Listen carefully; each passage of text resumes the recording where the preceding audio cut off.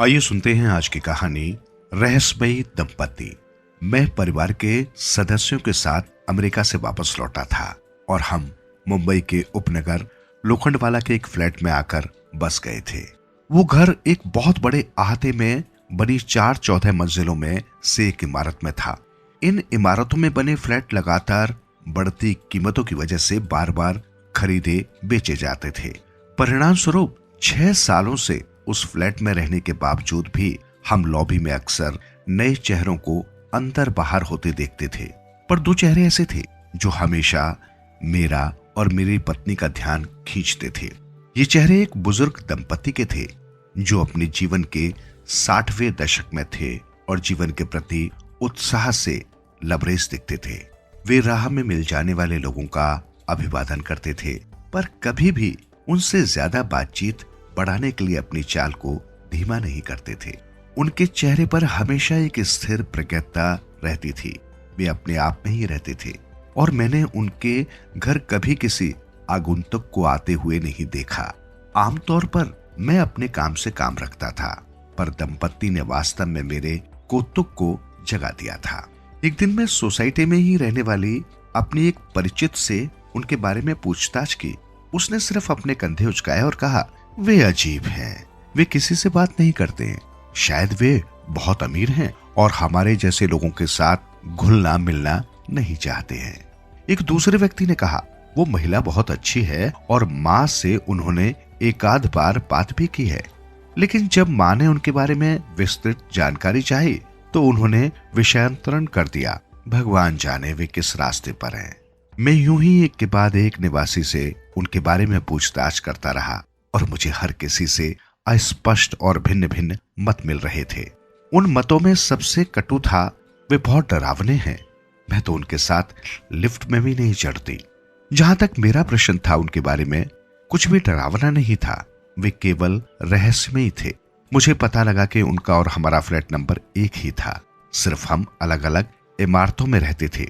हमारे घर लगभग 6000 वर्ग फुट की एक खाली जगह थी जो केवल हमारी मंजिल पर थी। द्वार विभाजित थे। जल्दी ही मैंने उन बुजुर्ग महाशय को उस खाली पड़ी जगह में शाम को टहलते देखना शुरू किया। ये बारिश के दिनों में इमारत के अहाते का एक बेहतर विकल्प था। पहली बार मुझे उन्हें नजदीक से देखने का मौका मिला। उनकी आत्मविश्वास से परिपूर्ण चाल और उनका शांत भाव उन्हें एक ऐसे सेवानिवृत्त व्यक्ति के रूप में पेश करता था जो सफलतापूर्वक अपने बच्चों को उनके निर्धारित मार्ग पर प्रशस्त करने के बाद अपनी सेवानिवृत्ति के बाद की जिंदगी का मजा ले रहा था। उनके बहुत ही सहज दिखने के बावजूद भी मैं कभी भी उनके साथ बातचीत शुरू करने का साहस नहीं जुटा पाया। एक दिन जब हमारी इमारत में लगी दोनों लिफ्टों ने काम करना बंद कर दिया, तब मैंने और मेरी पत्नी ने दूसरी इमारत में जाकर वहां से लिफ्ट पर जाने का फैसला किया। हमारी 3 साल की बेटी फुदकते हुए हमसे पहले लिफ्ट की लॉबी में पहुंच गई। जब हम उनके पास पहुंचे तो देखा कि वो उस रहस्यमयी दंपति से प्रफुल्लित होकर बात कर रही थी। वे अपने फ्लैट के बाहर फंस गए थे क्योंकि उनके घर का दरवाजा जाम हो गया था और वे ताला ठीक कराने वाले कारीगर के आने का इंतजार कर रहे थे।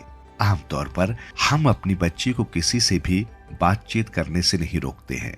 उसका व्यवहार बहुत ही मित्रवत है, पर वो कुछ चुनिंदा लोगों से ही लंबे वक्त तक बात करती है। ऐसे लोगों की संख्या बहुत ही सीमित है।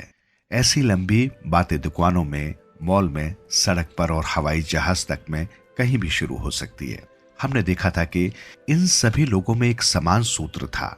उसके द्वारा बात करने के लिए चयनित सभी बातचीत करने वाले, अच्छा बोलने वाले और दोस्ताना रवैया वाले होते थे, फिर चाहे वे समाज के किसी भी तबके के हों। 4 बार लिफ्ट को छोड़ने के बाद हम उन दंपति के कहने पर लिफ्ट पर चढ़ गए।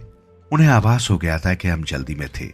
हमने ताला खोलने में उनकी मदद करने की बात कही तो उन्होंने विनम्रता से उसे ये कहते हुए ठुकरा दिया कि उन्होंने ताला ठीक करवाने वाले से अभी अभी बात की है और वो कुछ ही पलों में वहां पहुंच जाएगा। वे इतने अच्छे, विनम्र और शालीन थे कि हम अचंभित रह गए। हमें ये लगा कि जो अफवाहें हमने उनके बारे में सुनी थी वे कितनी गलत थी। 1-2 सप्ताह बाद मैं और मेरी बच्ची अपने घर के बाहर खड़े एक पैकेट ले रहे थे और हमने साथ वाले खाली स्थान में उन बुजुर्ग व्यक्ति को टहलते हुए देखा। मेरी बेटी दौड़कर उनके पास गई और पैकेट लेने के लिए हस्ताक्षर करने के बाद मैं भी उनकी बातचीत में शामिल हो गया। बाद में मेरी बेटी अंदर चली गई, जबकि मैंने उनसे बातचीत जारी रखी। वे इतने बुद्धिमान और सरल थे कि उनके बारे में बने मेरे सभी पूर्व ग्रह तुरंत छूमंतर हो गए। हमने अपने घरों के बारे में बात करना शुरू किया और धीरे धीरे बात जमीन जायदाद के दामों, शहर और इसी तरह के कुछ और प्रचलित विषयों की ओर बढ़ती गई। जब हमारी इमारत की सोसाइटी की बात आई तो उन्होंने कहा कि उनके इन इमारतों में कोई मित्र नहीं थे। ऐसा शायद इस वजह से था कि यहाँ के ज्यादातर निवासियों की जिंदगी बहुत तेज गति से चलती थी। वे अपने बारे में पीठ पीछे होने वाली बातों से अनभिज्ञ दिखे। वे बाद में बताने लगे कि उन्होंने अधिकतर विदेशों में नौकरी की, पर सन 1993 में वे वापस मुंबई आकर बस गए। फिर विषय मेरे परिवार पर आ गया और मैंने उन्हें अपनी पृष्ठभूमि और परिवार के बारे में बताया। कुछ समय बाद उनसे पूछा, आपके बच्चे कहाँ हैं? अचानक ही खुशी उनके चेहरे से वशीकृत होकर उड़ गई और उसकी जगह दुख ने ले ली। उन्होंने बताया कि उन्होंने अपने बच्चों को 1993 के बम धमाकों में खो दिया। उस समय वे विदेश में काम कर रहे थे और उनके बेटे उनके पास आने वाले थे। वे वर्ली पासपोर्ट दफ्तर में आवश्यक कागजात जमा कर रहे थे जब धमाके हुए। आखिरी बात उन्होंने अपने बेटों से तब की थी जब उनके बेटों ने उन्हें सारी कागजी कार्रवाई सफलतापूर्वक निपटा लेने के बाद फोन किया। जब सिर्फ ठप्पा लगे पासपोर्ट के इंतजार का कार्य शेष था, तब उनकी मृत्यु का समाचार उनके पासपोर्ट से पहले उन तक पहुंचा। लड़के उस समय 20-25 वर्ष के थे। उनके दुख को और बढ़ाने वाली एक और घटना हुई। उनका साला, जो लगभग उनके बेटों की उम्र का ही था, वो भी इस हादसे का शिकार हो गया था। जैसे ही उन्होंने अपने हाथों से बम धमाकों को दिखाने के लिए इशारा किया, मुझे अपनी आंखों में इकट्ठे हुए आंसुओं को आने वाले गालों पर छलकने से रोकने के लिए खुद को जड़वत बना लेना पड़ा। उन्होंने मेरी आंखों में दुख देख लिया और फौरन अपने चेहरे की चिरपरिचित मुस्कान वापस लाते हुए बोले, ये सब नियति है। फिर उन्होंने एक अमीर उपनगर में अपने एक पुराने फ्लैट के बारे में बताया जो हाल ही में पुनर्विकास के लिए चयनित किया गया था। अब उसे विकसित करके एक उच्च वर्गीय आधुनिक सुख सुविधाओं से परिपूर्ण सोसाइटी बनाई जानी थी। वे उत्साह के साथ आगे बढ़ने की बात कर रहे थे और जिस तबाही ने उनका जीवन सदा के लिए बर्बाद कर दिया था, उसके बारे में उन्होंने और कोई बात नहीं की। 1 घंटे तक चली बातचीत के बाद मैंने बमुश्किल बात खत्म की और घर आ गया। मेरे पड़ोसी एक बेहद सुरुचिपूर्ण और अच्छे व्यक्ति थे तथा मैं उनके साथ घंटों बातचीत कर सकता था, पर मैं पहले ही उनके रोज शाम के टहलने का काफी समय खराब करवा चुका था। जब मैं अपने घर पहुंचा तो मैंने अपनी बेटी को उसके पलंग पर पाया। मैंने उसे सीने से कसकर चिपटा लिया। वो एक प्यार करने वाली लड़की थी और हमेशा 10 सेकंड का समय देती थी इस पकड़ से छूटने की कोशिश करने से पहले, पर किसी विचित्र कारण से इस बार उसने मुझे कई मिनटों तक अपने सीने से लगाए रहने दिया। मैंने सोचा कि क्या इसे मेरे कष्ट का एहसास हो गया है, पर इस आलिंगन के तुरंत बाद उसने मुझसे बच्चों के एक स्कूटर की फरमाइश कर दी। उसने एकदम सही वक्त पर लोहे पर चोट की थी। मुझे एहसास हुआ कि मैं अपनी बेटी की वजह से एक ऐसे अविश्वसनीय एवं बुद्धिमान व्यक्ति से बात कर पाया था जिससे मैंने शायद औपचारिक अभिवादन के अलावा कभी कोई बात न की होती। जाने कैसे मेरी छोटी सी बच्ची एक व्यक्ति के हृदय की अच्छाई को भांप लेती थी। शायद सारे बच्चे ऐसा करते हैं और हम वयस्क दोस्त बनाने से कतराते हैं या उन लोगों को समझने में हमारी दिलचस्पी नहीं होती जो हमारे दायरे से बाहर होते हैं। मुझे उन दंपत्ति का दूसरा निवासियों के साथ अपना व्यक्तिगत दुख साझा न करने का कारण समझ में आ गया था। वे सिर्फ मित्रता चाहते थे।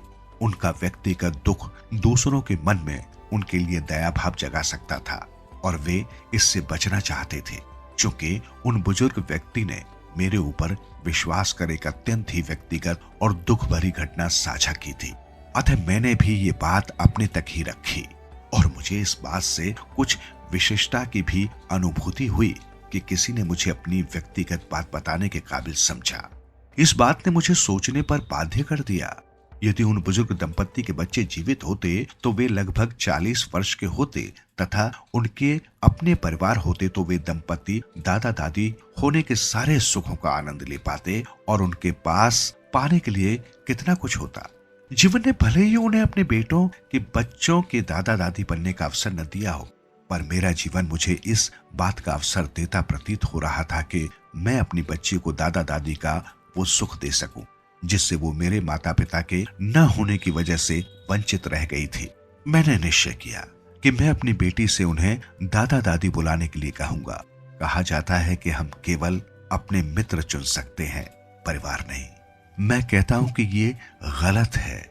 इन विलक्षण चाचा चाची से मिलने के बाद मुझे ज्ञात हुआ कि कुछ लोग ऐसे भी होते हैं जिन्हें आप परिवार के रूप में चुन सकते हैं।